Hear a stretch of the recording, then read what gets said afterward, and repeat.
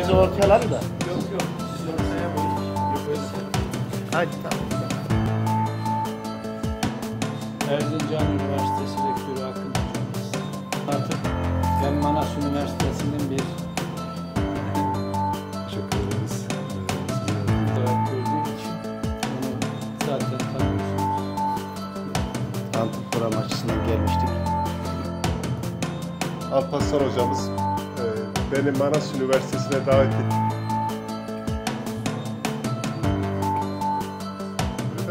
Siz Atatürk Üniversitesi'nde ne zamandır çalışıyordunuz?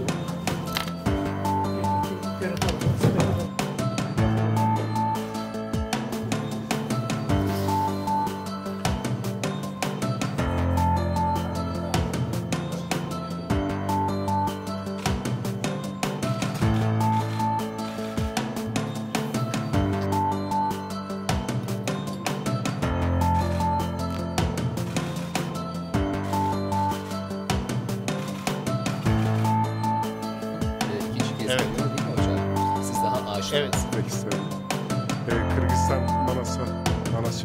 Kırgızistan Manas Üniversitesi öğrencilerimize de Ben üniversitede kendimi de tanıtmak isterim yine.